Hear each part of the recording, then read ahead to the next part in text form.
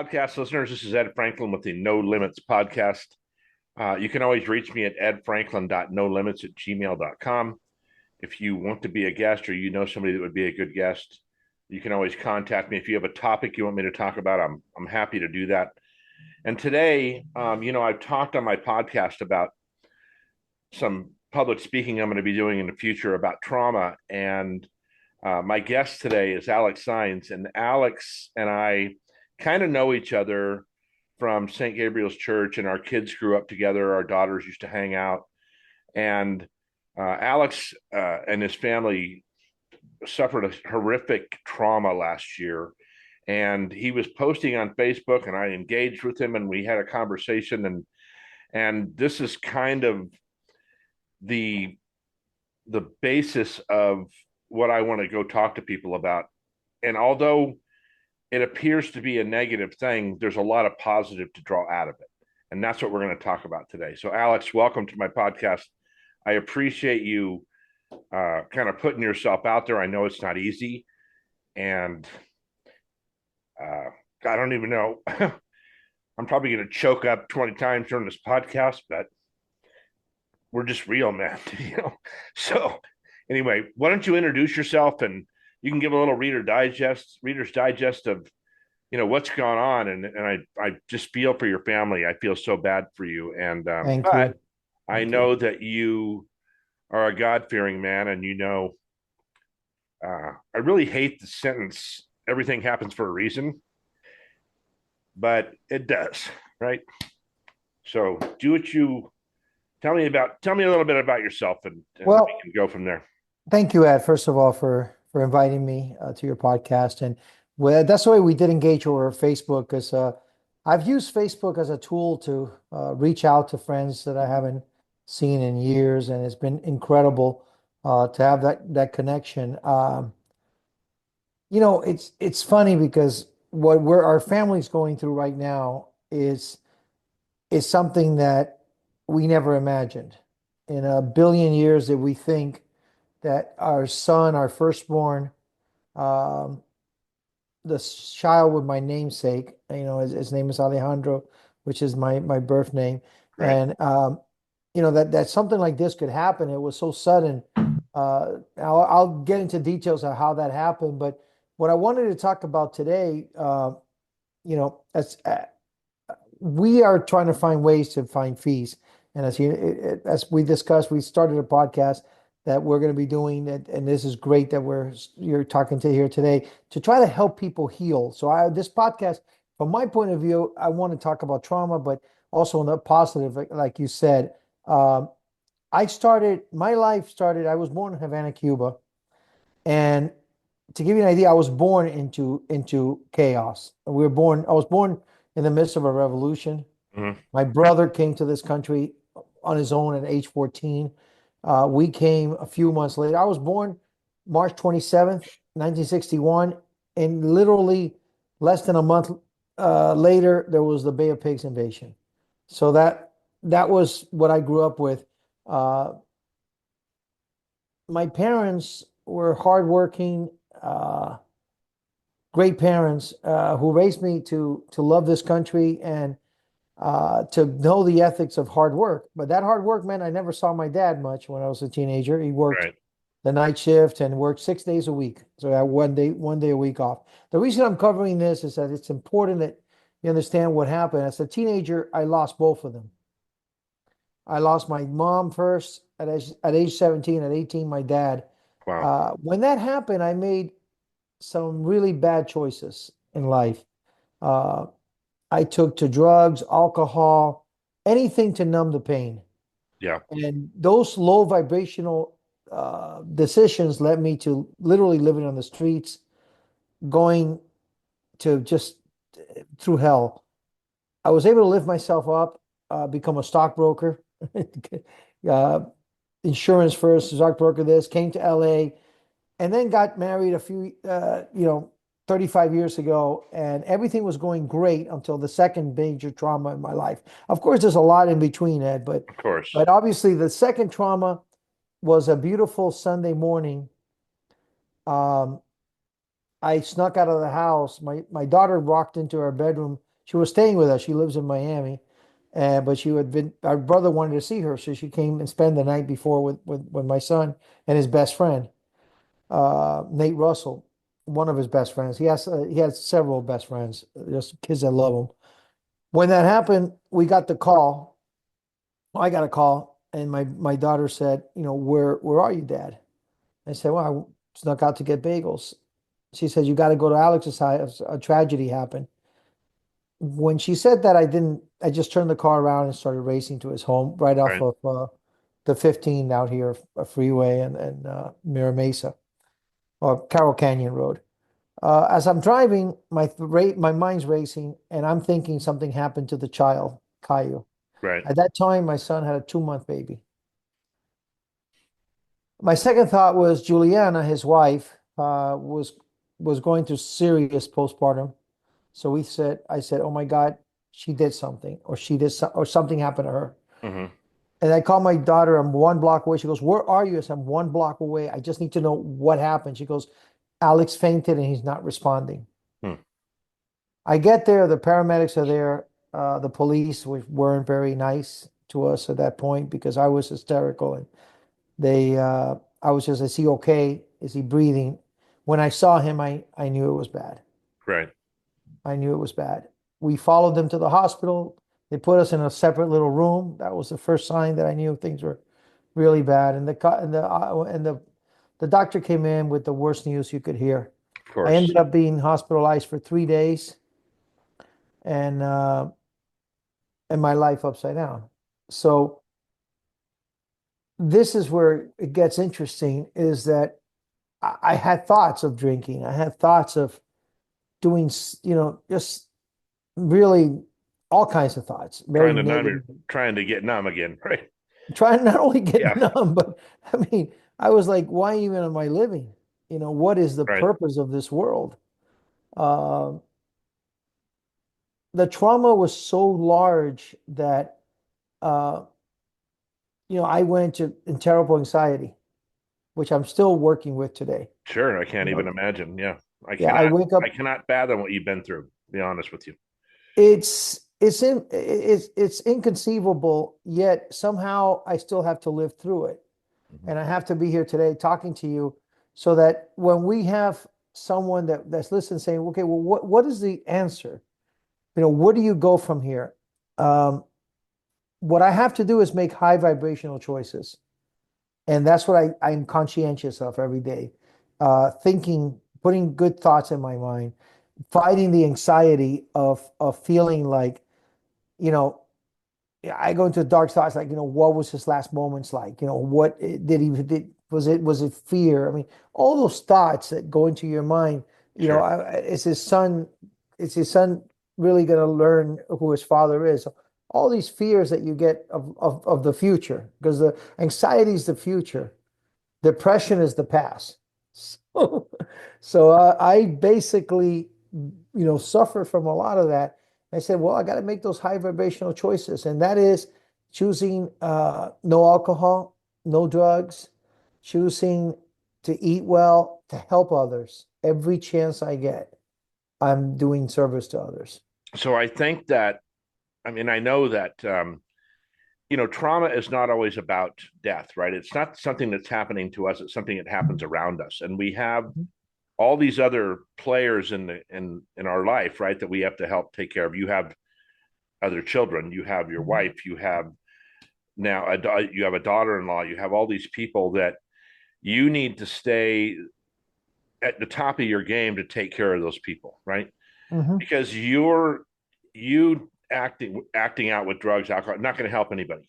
No. This is the hardest part of trauma, and trauma could be kids going through a divorce when they're younger, or you know you lost your parents when you were young, and you handled it incorrectly. Probably, say, I Mhm. lost my dad at 19. We lost a grandchild, a 3-year-old grandchild last year too, and we have to figure out a way to cope with all this. And it's not, there's no secret sauce. There's no one way to do it. We all have our own way of dealing with this. Are you, if I ask a question and you don't want to answer, just Ask. I'm an open wave me book. off, right? So I think that everybody that gets is born should have a therapist like immediately, with them, right? Somebody to talk to, somebody to, um, especially men, because we are not very good sometimes at, you know, talking about these things or whatever. Are you getting any therapy? Oh yes. Okay, good. I have literally two therapists. One is a trauma uh, grief therapist, That's good. and she lost her husband, and she is phenomenal. Many years ago, he really helps us. She's been working with our entire family. We do group sessions and individuals, and she's been a lifesaver. Lori, it's been just wonderful. This I know lady. there's times when you just, I mean, you want answers, right? Obviously, we all want answers. Hmm. I kid a lot that God's got a very unique sense of humor, right? Not that any of this is funny, but that He puts us in situations that we're not sure what the answers are, but we have to have faith, right? This is what faith is all about. Hmm. Believing things are going to be right, even though we can't see that right out of the gates. Correct. And it's difficult, and we talked last week a little bit, and I always tell people, look, if you got to sit in a corner and cry for 10 minutes, you got to sit in a corner and cry for 10 minutes. That's what you got to do. Hmm. It's not that you're weak, it's that you need to kind of get back to performance, right? You still have people to take care of. You have a business you run, Hmm. you have employees, like I said, your wife, your children, and it's very difficult to get your head wrapped around all this. And I lost my both my parents now. I've lost, grandpa. We lost people during COVID. A friend of mine just lost his best friend and his brother within 2 days, Hmm. in December, right before Christmas. And I'm like, man, it's just nuts. And I know you guys are struggling, but I also know that you're people of faith, Hmm. and you're, yeah. We, what's really bailed us out, has kept us together. So we were a very tight family. Hmm. When this happened, we rented a hall for 160 people here in Poway, the city that we live in, and 250 people showed up, and we have received so much love and help. But as the person that I am, when I was young, I also would write a lot. I've always written a lot, songs or just lyrics or just poems. And I've written tremendous. The problem is I can't share them with the people I love the most because the poems, they're difficult. You don't want to They're break their difficult heart, right? poems. Yeah. They're poems. They're poems that I sometimes I write about, my my grandson having a dialogue with me in the future, and that dialogue dealing with very sensitive subjects about his father, and him teaching me a lesson about acceptance and about really, living, accepting with the way the world turns, which Right. is hard for us human beings because we think we have some kind of control. We think that we can, control things that are even death. It's so funny. That's We a really great think. sentence, that we think we have a lot of control. So I have two grandchildren Uh-huh. that live with me, and one of them lost her father in 2019. She was only 6 years old Worth it. at the time. And it's been so we've gotten therapy for her, and I'm very open with her about things, right? I talk about her dad a lot. I talk about whatever, and Mhm. it's difficult, but she's doing great. And so I guess what I'm saying is there's great light at the end of the tunnel for what's his name, Kaio. Caillou is Yeah. Caillou is Japanese. My son was infatuated with Japanese, but also it's a name in Portuguese, and his wife is Brazilian, which Okay. has Portuguese language, if anything. She's But I more. think that you're gonna, as I've gone through this the last 5 years or 6 years with her, there's definitely a dialogue that you'll open with him that'll be special to you guys, right? Oh, can't wait, Yeah. can't wait. I And can't wait. I have 8 kids, so two stepdaughters and 6 children. And sometimes feel disconnected from them. You will not be disconnected from this grandchild because you're gonna you're gonna have a dialogue about your beautiful son, right? So that's a very positive thing to look forward to, in my opinion. I- In my book, the biggest thing I got to look forward to, Ed, is honestly giving him. There's the only way he's going to know my son is through me, because my son and I shared a different relationship than a lot of father son. So when people have used the word envy about our relationship, I think it's more they admired it because Sure. we went to a Super Bowl, two NBA, one NBA Finals, two NCAA championship games. We went, I mean, to the Super Bowl. I think I mentioned it. World Series, two different World Series.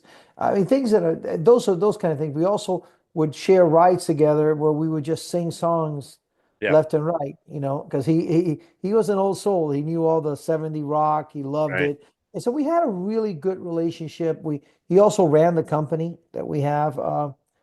Today, I'm trying to work with the company, but it's very difficult because everything has his fingerprint and Sure. everything had, and of course, people rather deal with him than with me because he was really one of these incredible, understanding persons that would negotiate from a point of even if he had the strength, he would always do things fair, Right. you know. And that's really a a beautiful thing that Alejandro had, that Alex had, that he worked with.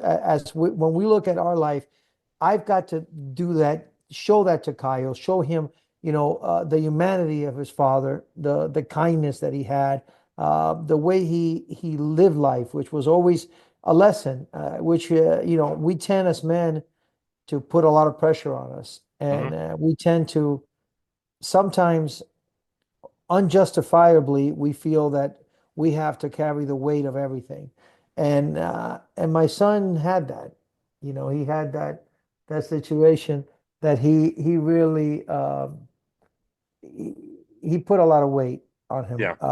but he also lived life and he knew how to enjoy life and how to do, he would tell me 5 o'clock I'm done, and that's something I never knew how to do. To me, I never stopped working, but because that's what I saw from my father. And he learned better. He said, I'm gonna cut off at 5 o'clock, Dad, as it's time to spend with my wife and my child. And Nice. even though he was only 2 months old when this happened, but he was, just that kind of dedicated person. So Well, I know I got to you and teach your that. wife did that, by the way. You understand, you taught him that.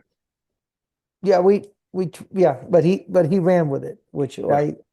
he ran, I always, people many times tell me did such a great job raising him. And I always say, so did my parents with me. And I think in life, Ed, you're defined how the choices that you make when things are rough. You know, Sure. Of course. When things got rough for me, I ran. I it was hard. It was very difficult as a teenager. I didn't have any of the tools. Right. Today, I can tell you, meditation, breathing, exercising at the right time, not doing alcohol, not drinking, not eating bad food.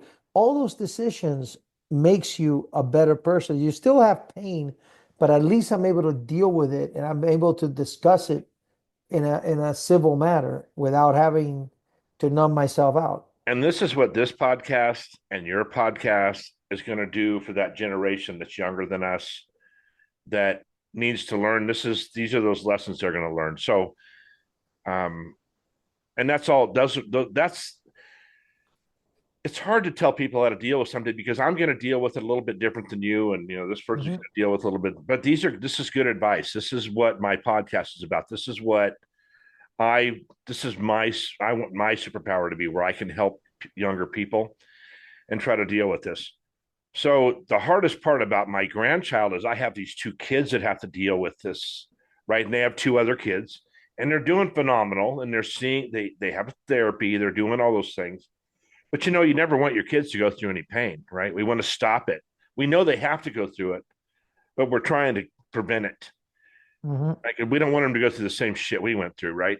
So we grew up in a whole different time, dude. We're cut from a different cloth than these kids Mhm. these days are, probably because it's our fault. But my son, like your son, I have one son, is that he'll take that weight on his shoulders too. And he does, that's what he does that for his kids. So um, you should be proud of yourself for that, Okay. that you taught him that. So Thank I you. reached out to a couple of my daughters, said, "Hey, did you know Alex Saenz?" And oh yeah, they had high regard for him, by the way. Oh, that's nice to hear. Yeah.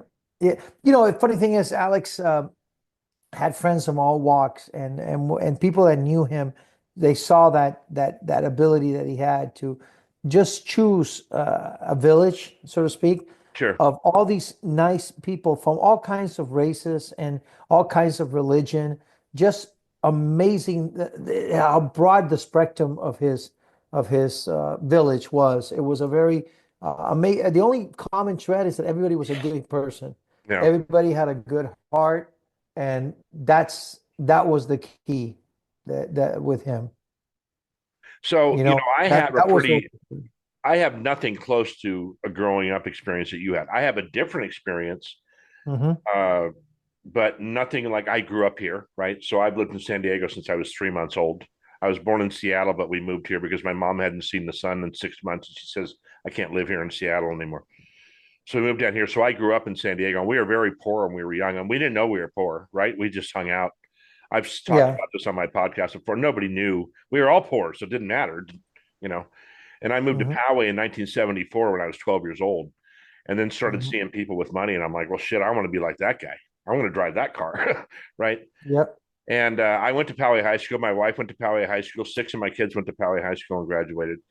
You're right. It's a great community, and we have a lot of mutual friends. So, do you live across the street from Cynthia? Uh, Yes, he's just moving, she's unfortunately. moving, right? So, and I know all those people up in that Yeah, area we did her because, solar and yeah, for right? years and yeah, my yeah. Yeah, so sorry, because my kids went to, and I remember Paige was a friend of your daughter's, and she used to come over to your house and hmm go swimming and whatever. So, All the time. Yeah. yeah. Yeah. So, listen, I mean, we could probably go on for hours. You and I are little chatterboxes, right? We could probably talk for like 2 hours, and we wouldn't even know it was 2 hours. But I'm looking forward to your podcast. I Thank think you. what you're doing here, you're taking something horrific and making it good, right? We have There's statistical information that says it's 1 in 400 trillion chance that we're even born. And some scientists say 1 in 258 quadrillion that we're even born. Mhm. So your son was a miracle, right? My And that's going to grandson. continue through you and through your other kids and through your wife and through his son. He's going to continue, right, to be a miracle. Yeah. Yeah. I think that in life, Ed, you know, I can tell you that there's no handbook No, for how to treat your child and raise your child correctly. There's no handbook on how to be a good how to deal with grief. yeah, What I'm doing with our podcast, which like it's gonna call it's the name of it is Healed After Loss, and because it's about healing. We talked about it. Loss comes in many spectrums. It comes in and you may lose a girlfriend when you're a teenager, and that could be devastating. sure. In Poway, we've had the misfortune of losing a lot of young kids. I mean, Yes. you One know, year we lost about 4 or 5, I remember that year. It's like it Yeah. was like they would put it would become a ritual of putting those cups with the name of the Yep. child that passed away, and it was like people from enlarged hearts, people from gruesome acts of evil, Right. all kinds of drunk driving, and just every which way imaginable.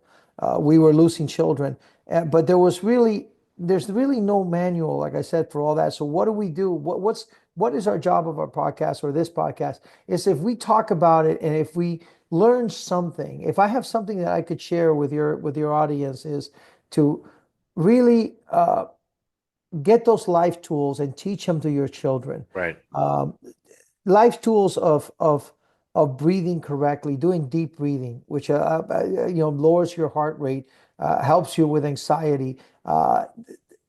Things about working diligently on making mindful choices of health, of being loving, being grateful. Because when you're in a grateful state, you can't be a miserable person. Right. You can't be an angry person. You're walking around saying, "Thank God for this country. Thank God for the air. Thank God for the food." There's just so many things to be grateful for. But I want to share something that we learned because this life is a series of us teaching and learning, right? We adopted children, three children, four total, when they were older children that their parents their mother got killed and their father was in jail, and they were going to separate the kids. We heard, we took them in. Okay. Alejandro gave up his room, my daughter too, and they went, children, the boys with him, the girls with her. Okay. They loved it. And now all of a sudden, instead of two, there was, six of them. Right. One of the children, they were all dramatic with what they went through. And one of the children used to cry. And my daughter, my wife was talking to her, say, of course, he was 8 years old when this happened. The other was 10, 12, 14. And she said, the last time I saw my mother, I wanted to hug her. And she said, I don't have time. And Wow. she left. And from that day on, we were always saying, I love you. We always give a hug. And my son, last time I talked to him was a Saturday before this happened. Hmm. And I told him clearly, I love you. And that's, to me, those little things are so important that we take the time to not be in a rush to give that hug, to Yeah. say I love you to the people that we cherish, and don't go to sleep angry, and don't, uh, really realize that tomorrow is not guaranteed No, to it is any of not. us. You know, we do the same thing in our family, when we get off the phone or whatever we do. And I warn my kids in this way that time goes by extremely fast. So I have a daughter that's going to be 39 this year. And I always tell my kids, you do not realize how fast time's going to go. I feel like, and I can remember being 36 yesterday, right? Yes. I mean, it was like nothing. I cannot believe how, and when I have to tell people how old I am sometimes, I have to double check and go, Jesus Christ, am I seriously that old? I was just had a baby yesterday, right? And now I have adults that have babies. And we have a lot of photos. Like I probably have literally 10,000 photos at our house, and the kids don't want them. Like they don't want to store them. But sometimes I'll just go to those boxes and look at when they were little, and I can remember the smell of that room. I can remember everything. Of course, I'm gushing tears when I'm looking at them. Of course. And I hope they're grasping the fact of how fast life moves, right? When Father Michael, when he came to St. Michael's, or excuse me, when he came to St. Gabriel's, I met him the week he was there. It was 1999, same year my wife and I met. And we've Yeah. been married now almost 22 years together for 26 years. Hmm. It just flew by. And you're right. We need to be conscious of those things. And it's just going through life with a smile on your face instead of being grumpy, right? Just as silly as that sounds, you never know what people are going through when you meet them. You never know what's going on in their life. The checker at the grocery store, she's not friendly that day. You never know what's going on in her back life, right? And no one knows with you, right? So if you meet someone at a coffee shop, they don't know what you just went through in the last 4 months, 5 months, whenever the time Hmm. frame was. So we need to get back to being a little more compassionate. I think just in general, and we've had a lot of separation with different political parties over the last 15 years. And I don't care. I don't give a shit. I hate politics, Me too. but we have definitely, we've changed the way we view other people. The way we treat COVID, other yeah, people. COVID was We're not bad. tolerant. I Yeah. know. And we need to be, and listen, I'm not saying I am tolerant, by the way. I'm, I almost hate driving in my neighborhood because it's just the way I am. It's something I need to work on. I'm not calling, the pot black. I'm just saying that I need to work on it too. We all need to have more compassion. Everybody's got some burden, some trauma they've gone through, and we need to be cognizant of that when we're talking to them and communicating. And there's been events in my life that like the day that Sunday morning when they called me. I was, if you could picture, I'm driving Palmerado Road to Yep. Einstein Bagel. I'm a block away from Einstein Bagel. So I turn around. As I'm speeding back, this gentleman was crossing the street. I honk at him so that he stops and I go. And I could see him visibly upset. Right. And in my heart, I felt like saying, do you understand that I know there's a tragedy that just happened to my family? Right. I'm sorry that you had to stop your walk across the street so that I can go by. But it really it made me think later on. I was reflecting. There was a time when the children were little, and this guy was really angry with. For I apparently I must have cut him off. I must have done something, and he was sticking out his finger, screaming. And so, me being my young 30s, to mid 30s, when I first moved out here, I wanted to, I wasn't going to take it. So I go like, "What's your problem?" Right? I looked at my kids, and they were petrified. Hmm. So I stopped immediately and I said, poor, I told him, listen, poor guy. I don't know where this came from because it wasn't me, but Right. my guardian angel came and told to tell the children, well, let's pray for this gentleman. And they go, why? I go, because he must be having something really bad happen in his life. Yeah. So we prayed, and I remember thinking, I told my wife, I don't know what the hell just happened, but instead of me getting angry with this gentleman, I prayed for him, and I'm so happy because honestly, he must have been having something bad in his life. But if we took things like that more often, like Sure. you just said, when somebody does something mean to you and understand who knows what that person's going through, or something empty-headed.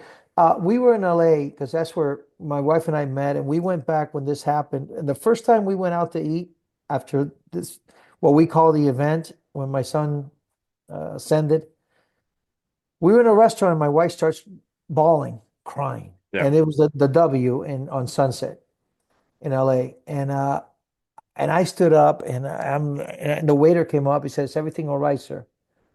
And I said, "Listen, I don't know how to tell our son passed away very recently, and this is the first time we've gone out. And now I don't have to fight not to cry because it was so emotional." This is a woman that I saw hugging my son for 4 hours that day. Dad. She gave birth. You and I, as men, will never understand what it's like to lose a child. Yeah. It's my son, my best friend, but this was her baby. Sure. So that day, she's uncontrollable. The point of my story is that I had compassion for her, but when we ordered, and this is a very expensive restaurant, and he came up, he said, everything's on the house. And I said, no, no, no, no, we can't do that. We didn't want, he goes, sir, what you guys are suffering, I saw it. I want to help. And the guy did something. I'll never forget that gentleman. I'll never forget his act of kindness. And, if we're conscientious of that for other people, that guy changed my life. I mean, that day, as miserable as we felt, we saw goodness in another human being. Yeah. And that's all we got to give to each other here on earth, Ed. That's it, man. If we treat each other with kindness and we make the right choices, and I'm not saying I have any answer to why this happens to any of us. I'm not special than anybody else. I have a good friend whose daughter went to dinner and we left her house and skidded on the road and died. 19 years old. Yeah. I know. And you listen to those things and you go, where's the logic? Where's God? Where's that? We can't control that. What we can control is how we behave and how we react to this tragedy. And that's all I wanted to really, the most important, and I thank you for letting me share our story is, is, is for us to be, be human, treat others with kindness, make good choices in your life and live a life with gratitude and love. Yeah. That's Well, that's all I can. That's my message. it's just processing. Yeah. I mean, we could go on and on and on, but listen, I appreciate you coming on here. Thank you. I Thank you. know I'm looking forward to your podcast coming out, and I know that you have a lot of people in your corner, and that's awesome. Thank you, Ed. And yeah, so I'll just do an outro. Just stay on for a second. Let me do this. You So this got is it. the Ed Franklin No Limits podcast.